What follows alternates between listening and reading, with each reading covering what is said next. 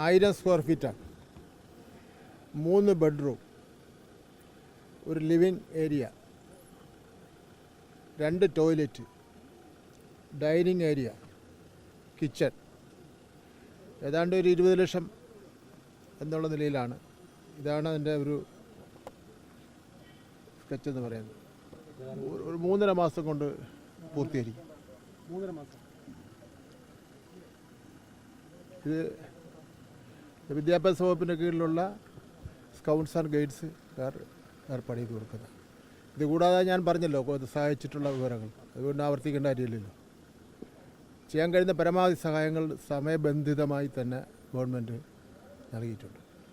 എന്ന് മാത്രമല്ല, ഈ സംഭവത്തിൻ്റെ അടിസ്ഥാനത്തിൽ ഇതുപോലൊരു സംഭവം സംസ്ഥാനത്തെ ഒരു വിദ്യാലയങ്ങളിലും ഉണ്ടാകാതിരിക്കുന്നതിന് വേണ്ടിയുള്ള എല്ലാ നടപടികളും പൂർത്തീകരിച്ചിട്ടുണ്ട്. മുഖ്യമന്ത്രി തന്നെ അവസാനം ഇടപെട്ട് ജില്ലാ കളക്ടർമാരുടെയും ജില്ലയിലെ ബന്ധപ്പെട്ട വിദ്യാഭ്യാസ ഉദ്യോഗസ്ഥന്മാരുടെയും ഒക്കെ തന്നെ യോഗം വിളിച്ച് ചേർത്തിട്ടുണ്ട്. ഇനി ഇത് ഫിറ്റ്നസ് ഓരോ സ്കൂളിലും ഒരു മാനദണ്ഡങ്ങൾ പറഞ്ഞിട്ടുണ്ട്. ആ മാനദണ്ഡങ്ങൾ പാലിക്കാതെ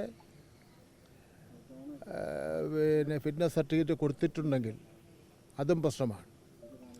മാനദണ്ഡങ്ങൾ പൂർത്തീകരിക്കാതെ സ്കൂൾ തുറന്ന് പ്രവർത്തിച്ചിട്ടുണ്ടെങ്കിൽ അത്തരം ബന്ധപ്പെട്ടവർക്കെതിരെ കർശന നടപടി എടുക്കുമെന്നുള്ള കാര്യത്തിൽ യാതൊരു തർക്കവുമില്ല. അന്വേഷണം പിന്നെ നടന്നുകൊണ്ടിരിക്കുകയാണ്.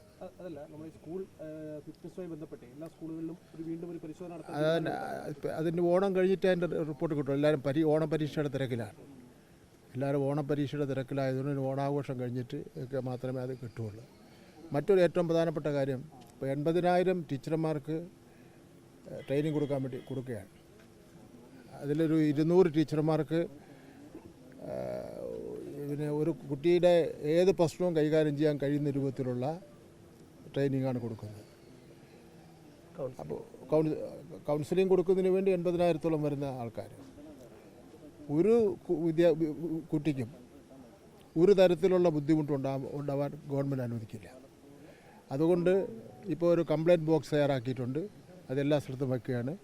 ആ കംപ്ലയിൻറ്റ് ബോക്സിലും എന്തെങ്കിലും പിന്നെ കള്ളക്കളി കാണിച്ചാൽ ആ ഉദ്യോഗസ്ഥൻ്റെ പേരിൽ ശക്തമായ നടപടി എടുക്കാൻ വേണ്ടി പോകും. ഇപ്പോൾ ഇവിടെ തന്നെ ഒരു ഉദ്യോഗസ്ഥൻ അതിൻ്റെ കൂട്ടാളികളും ഒരു ടീച്ചർക്ക് കൊടുക്കേണ്ട കാശ് സമയത്തിന് കൊടുത്തില്ലല്ലോ, സസ്പെൻഡ് ചെയ്തു. അറിയാമല്ലോ സസ്പെൻഡ് എന്നുള്ള വിവരം.